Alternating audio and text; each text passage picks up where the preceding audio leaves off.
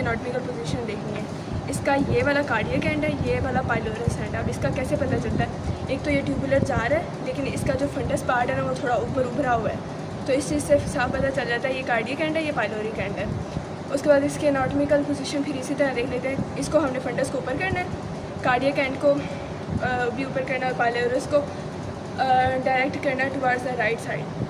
तो इस तरह देखें तो इसके एनाटॉमिकल पोजीशन बिल्कुल ये बनती है। अगर अपर साइड ये है बॉडी की और लोअर साइड ये है, और ये राइट साइड है और ये लेफ़्ट साइड है, तो ऐसे लेसर कर्वेचर भी इस साइड पे होता है राइट साइड पे, और ग्रेटर कर्वेचर लेफ़्ट साइड पे होता है।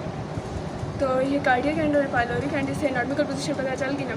अब इसको पार्ट्स को नाम दे दो, ये कार्डियक रीजन है, ये फंडस है, ये लेसर कर्वेचर है, ये ग्रेटर कर्वेचर है।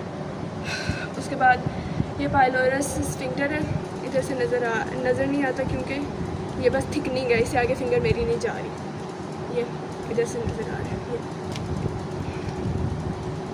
इट्स जस्ट अ थिकनिंग, इसके आगे नहीं जा रही फिंगर, ये सर्कुलर मसल्स की। और इस साइड पे ये प्रॉपर स्फिंक्टर शो हो रहा है, ये ओके।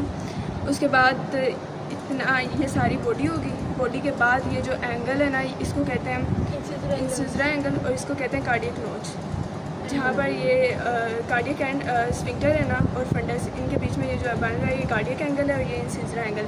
इंसिजरा एंगल से ट्रायंगल बनाना है ग्रेटर कर्वेचर की तरफ, इस तरह और इस तरह। तो ये इतना पार्ट पाइलोरिक एंट्रम का बन जाता है। उससे आगे पाइलोरिक स्फिंक्टर तक जितनी भी है ना वो पाइलोरिक कैनाल है, और इस पाइलोरस ओपनिंग, इसको ओपनिंग को पाइलोरस ओपनिंग कहते हैं या स्फिंक्टर कहते हैं पाइलोरिक। उसके बाद इसके इंटीरियर स्ट्रक्चर में जाएँ तो बस एक ही चीज़ नज़र आ रही है, ये मस्कुलर फोर्स रुके हैं, मस्कुलर रुके बस। और इसमें वेसल्स को देखते हैं, ये जो लेसर कर्वेचर है ना इसके अलॉन्ग कर रही होते हैं right and left gastric arteries. तो इसके अंदर ये लेसर कर्वेचर का ये लेसर मोमेंटम है, लीवर बिल्कुल ऐसे पड़ा हुआ है। ये राइट साइड बॉडी की बताई थी, ये सुपीरियर बताई थी, और ये लेफ्ट साइड। तो लीवर अगर ऐसे पड़ा हुआ है ना तो उसके साइड पे आना होता है लेसर मोमेंटम ने, और राइट साइड पे तो ये लेसर मोमेंटम का पार्ट है जिसके अंदर लेसर कर्वेचर के लॉन्ग वेसल्स रन कर रही हैं, उनको हम कहते हैं right and left gastric vessels. ये जो भी नज़र आ रही है, ये जो ब्लैक है ये वेन्स है, आर्टरीज इनके बिल्कुल ये साथ हैं, वाइट में होती हैं। ल्यूमिन से भी इनका पता चल जाता है एक तो, लेकिन यहाँ पर बहुत सख्त हुई है तो इससे इसी तरह पता चलना है कि ये जो वाइट है ये आर्टरी है और ब्लैक में वेन है। और जो ग्रेटर कर्वेचर के अलॉन्ग कोई भी वेसल को अगर मार्क किया हुआ है ना तो वो हमेशा गैस्ट्रोएपिप्लोइक होंगी। अगर थोड़ा सा ऊपर किया है तो वो लेफ़्ट वाली है, थोड़ा सा नीचे किया तो राइट वाली गैस्ट्रोएपिप्लोइक है। उसके बाद बस बंद कर दो।